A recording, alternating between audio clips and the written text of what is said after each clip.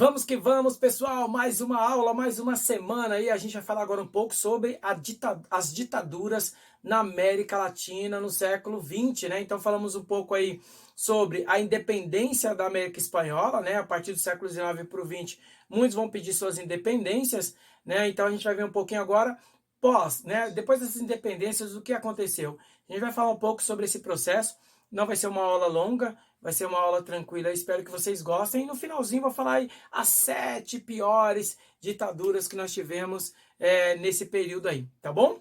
Então vamos lá. Vamos trabalhar um pouco aí. As ditaduras na América Latina se estabeleceram no período em que a ordem internacional, né, sofria aí rapidamente o enfrentamento do quê?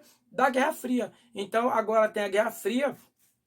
Pós a Segunda Guerra Mundial, fica um conflito louco aí entre Estados Unidos espalhando suas ideias do capitalismo, liberalismo, e do outro lado a União Soviética espalhando suas ideias do comunismo, ideia de igualdade, o Estado intervendo em todas as ações e não tendo a propriedade privada e também, claro, não tendo os empresários. Então, o mundo estava caminhando para esse lado. E, claro, os Estados Unidos, muito preocupado com a América Latina, também vai produzir esse expansionismo, né? Como a ideia do combate ao comunismo. Eles estavam percebendo que o comunismo estava crescendo aqui na América Latina também, então havia essa preocupação aí do tal do perigo vermelho, né? Dentro e fora do território norte-americano, claro que aqui também nessa região. Com essa característica, o medo dos Estados Unidos também, com essa característica do comunismo, era também por motivo da Revolução Cubana, né? Os cubanos, havia revolução, Fidel Castro tinha assumido ali como um governo ditador de esquerda, né? Então havia toda uma preocupação, porque nesse período também vai haver uma expansão do comunismo muito forte, movimentos sociais muito forte dentro aqui da América Latina, né? Então, ali o governo em Washington resolveu fazer uma ação, uma aliança para o progresso da América Latina. Então, vai ter apoio nesse período dos Estados Unidos para esses países da América Latina que querem desenvolver aí, né, com investimento norte-americano, né? Então, essa era uma forma de diminuir esse crescimento das ideias socialistas comunistas, né, para tentar frear esse crescimento do comunismo e socialismo na América Latina. Então as ditaduras, elas vêm já com essa característica aí de esquerda dentre isso, né? No entanto, a despeito de tais esforços, grupos de esquerda, simpatizantes da causa comunista foram florescendo, aparecendo em todas as regiões aí nesse período.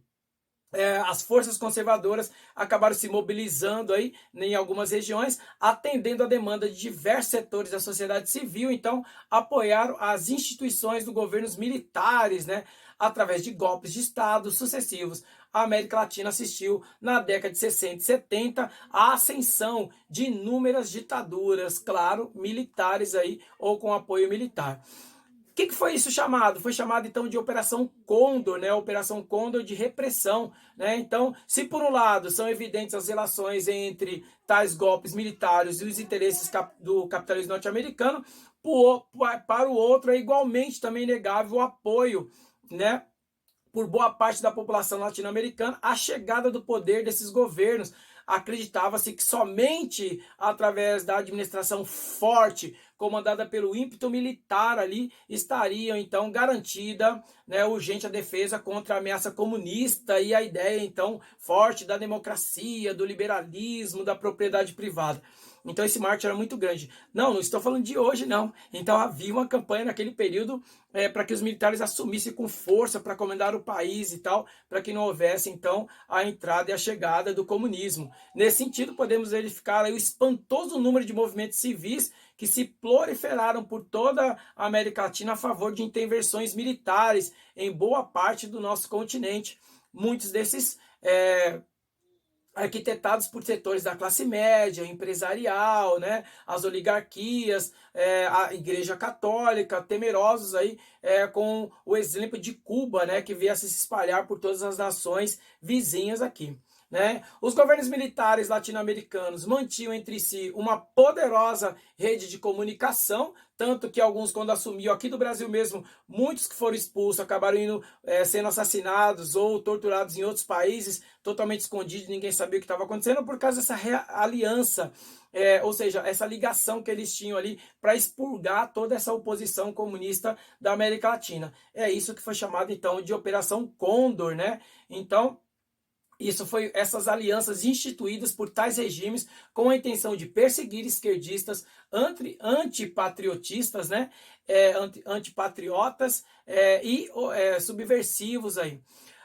Essa Operação Condor era uma aliança forte instituída por tais regimes com a intenção, né, o intuito aí de perseguir esquerdistas, antipatriotas e subversivos nos países dessa região do Cone Sul aqui, independente da nacionalidade. Todos eles eram então considerados criminosos, né? Então foi muito forte nesse período essa ideia. Contra esses inimigos da ordem, as ditaduras se utilizaram de tantos outros expedientes. A repressão foi instituída, alguns mudaram a Constituição para aumentar essa repressão, legitimado então juridicamente ali tudo isso. Exílios, prisões, desaparecimento, perseguições políticas também se fizeram cotidiano entre países como Chile, Uruguai, Argentina, Bolívia e, claro, o nosso Brasil também. Vocês vão ver no terceiro ano, a gente vai falar sobre a ditadura no Brasil. As ditaduras latino-americanas tiveram fins distintos, né? Cada um foi numa base aí, mas duas características foram importantes aí do fim dessas ditaduras. Alguns países como Argentina e Chile, tais experiências foram tratadas como terrorismo de Estado, né? Sendo muitos com seus responsáveis punidos pela sociedade. Já em outros casos, como por exemplo do Brasil, né? Os autores das violências, do autoritarismo cometidos foram anistiados. Ou seja, o que foi anistia, professor? Perdoados, né? Por dispositivos legais, ou seja, por leis ali. Então, criado pelos próprios militares, eles foram muito espertos. Então, com a ideia da anistia, mais de 430 pessoas voltaram para o Brasil que tinham sido expulsos da esquerda, etc., ou que eram contra a ditadura. E então agora também esses militares não serão punidos, né, nessa ditadura, né? Eles foram perdoados também. Então essa política da anistia até hoje é questionada por muitos países, por muitos historiadores ainda por esse motivo. Então, ao mesmo tempo que as pessoas estão voltando para o Brasil, também foi uma troca, muitos militares não foram punidos, diferente então do Chile e da Argentina, tá bom?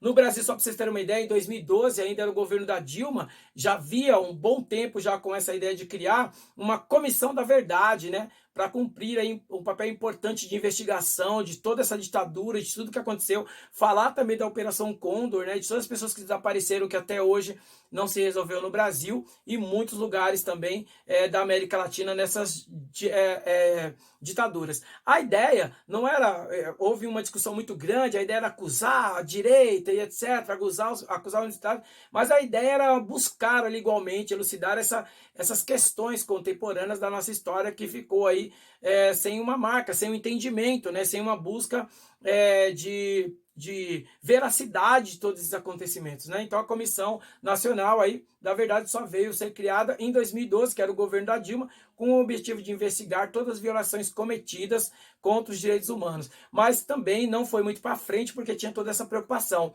E a esquerda que está colocando, só vão detonar a direita, os conservadores e também os militares. Então ficou essas discussões. Mas havia essa luta aí desde 1946, que foi a ditadura aí pós Getúlio Vargas, e aí também esse momento da ditadura militar pós-64, então os direitos, a Comissão da Verdade queria buscar toda essa violação dos direitos humanos. Não deu muito certo, não foi muito para frente aí, beleza?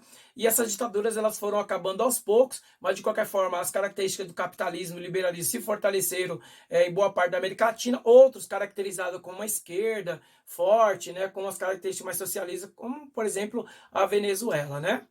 Bom, aí agora, para a gente fechar um pouco essa ideia, vou falar aqui o que os historiadores colocam aí como 7 piores ditadores da América Latina, né? Então, aquelas ditaduras que foram terríveis aí no Brasil e esses ditadores tomando poder e também colocando aí um número de assassinatos e de violência muito grande, tá bom?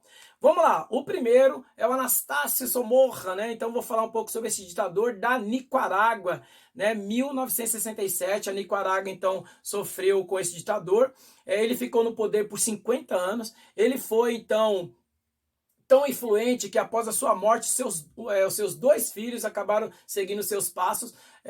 por todo esse período a família Somorra acabou assumindo o poder aí por diversos períodos, tratou a Nicarágua como um estado de propriedade deles, tomando tudo o que eles quisessem, então, a riqueza do país, fazendo favores para famílias e seus conhecidos. Anastácio, então, foi um ditador cruel e corrupto, apoiado pelos Estados Unidos na época, veementemente contra o comunismo, né?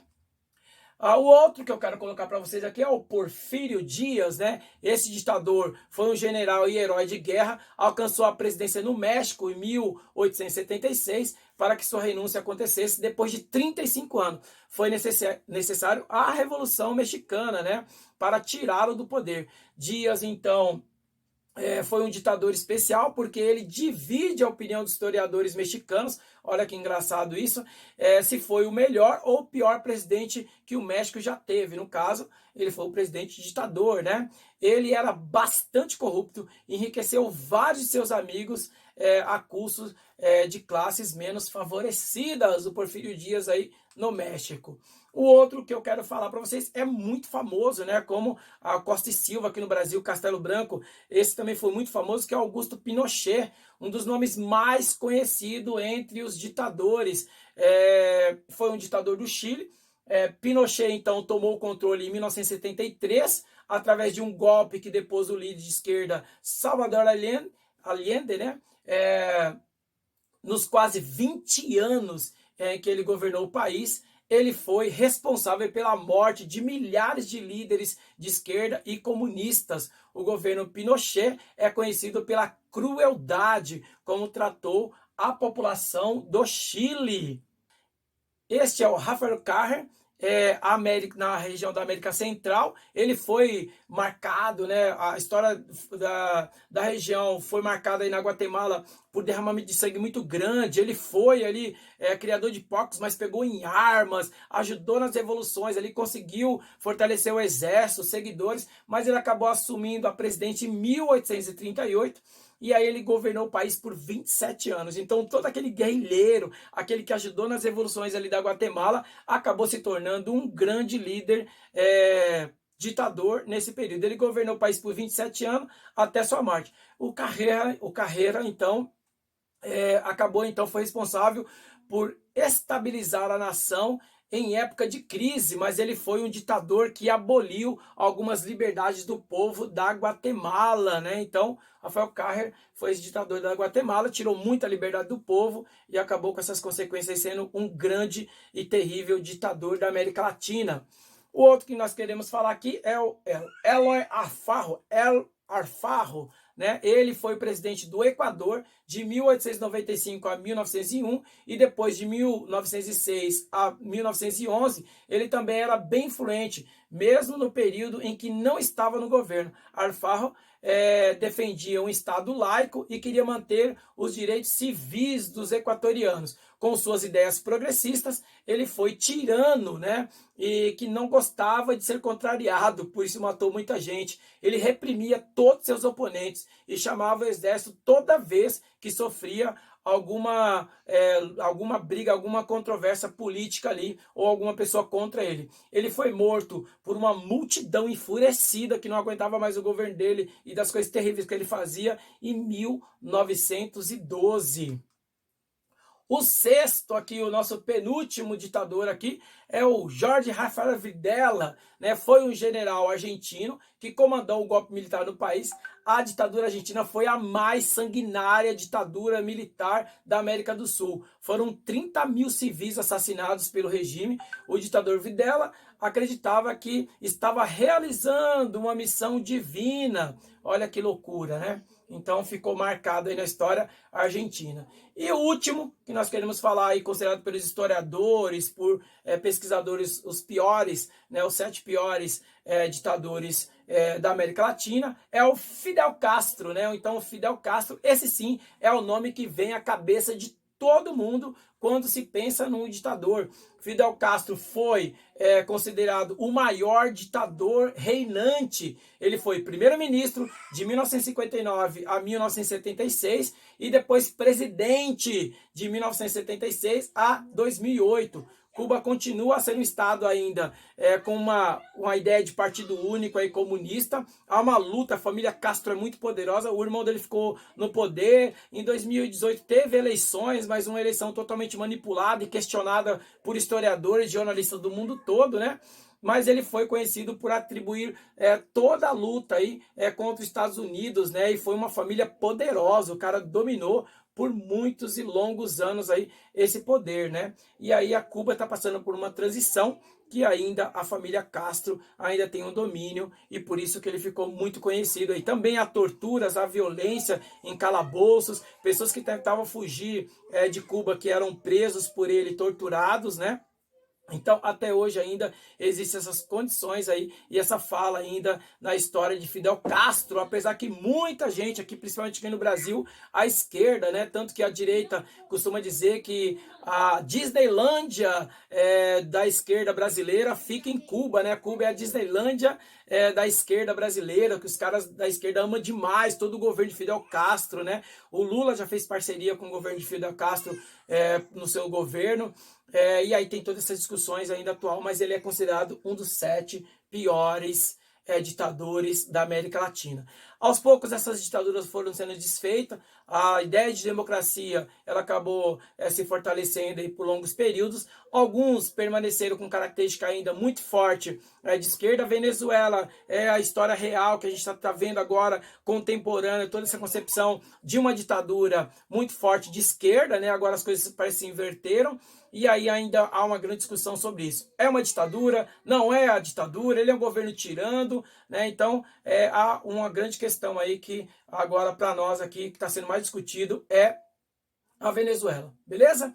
Era isso, só para vocês poderem entender, então, da independência da América Espanhola e alguns países, então, da América Espanhola também ficou com essas características de ditaduras de esquerda e de direita, e essa luta aí da Guerra Fria. Os Estados Unidos, louco ali por essa parte da América, conseguiu, claro, né, as ideias capitalistas espalharam muito mais pela América Latina do que as ideias do comunismo da União Soviética, mas de qualquer forma ainda há uma força muito grande ainda da esquerda em toda a América Latina com essas características do Partido Comunista. Beleza? Bons ventos, fiquem com Deus, e aí nós vamos agora mudar de tema e vamos que vamos aí até a próxima aula. Boa semana, galera, até mais!